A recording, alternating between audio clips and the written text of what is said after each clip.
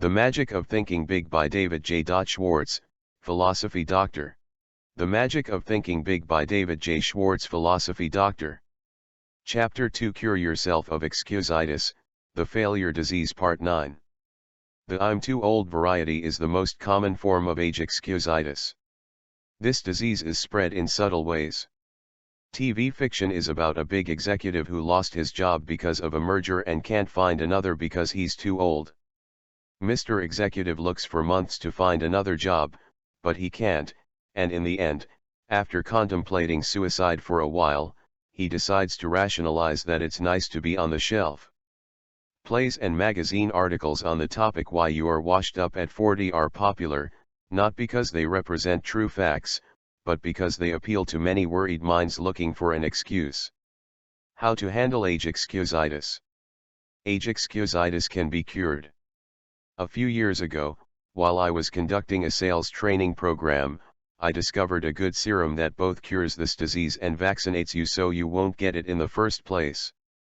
In that training program there was a trainee named Cecil. Cecil, who was 40, wanted to shift over to set himself up as a manufacturer's representative, but he thought he was too old. After all, he explained, I'd have to start from scratch. And I'm too old for that now. I'm 40. I talked with Cecil several times about his old age problem. I used the old medicine, you're only as old as you feel, but I found I was getting nowhere. Too often people retort with, but I do feel old. Finally, I discovered a method that worked. One day after a training session, I tried it on Cecil. I said, Cecil, when does a man's productive life begin? He thought for a couple of seconds and answered, oh, when he's about 20, I guess. Okay, I said, now, when does a man's productive life end? Cecil answered, well, if he stays in good shape and likes his work, I guess a man is still pretty useful when he's 70 or so. All right, I said, a lot of folks are highly productive after they reach 70, but let's agree with what you've just said, a man's productive years stretch from 20 to 70. That's 50 years in between, or half a century.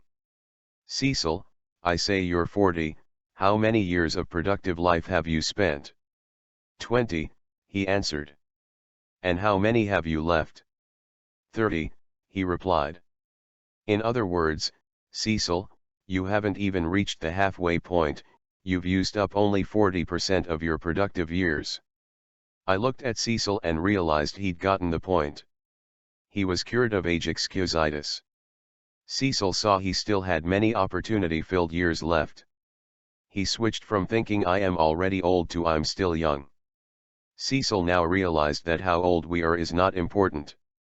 It's one's attitude toward age that makes it a blessing or a barricade. Curing yourself of age excusitis often opens doors to opportunities that you thought were locked tight. A relative of mine spent years doing many different things, selling, operating his own business, working in a bank, but he never quite found what he really wanted to do most. Finally, he concluded that the one thing he wanted more than anything else was to be a minister. But when he thought about it, he found he was too old. After all, he was 45, had 3 young children and little money. But fortunately he mustered all of his strength and told himself, 45 or not, I'm going to be a minister.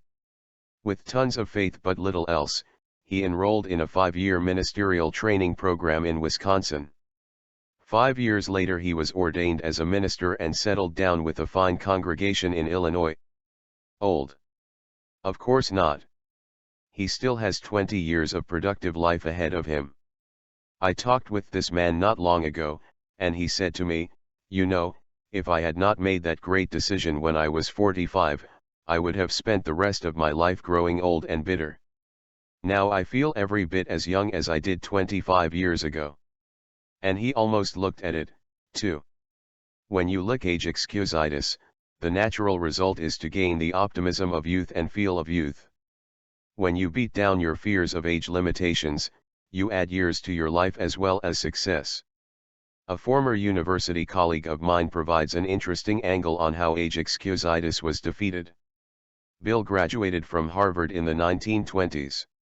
After 24 years in the stock brokerage business, during which time he made a modest fortune, Bill decided he wanted to become a college professor. This is the end of Chapter 2 Part 9.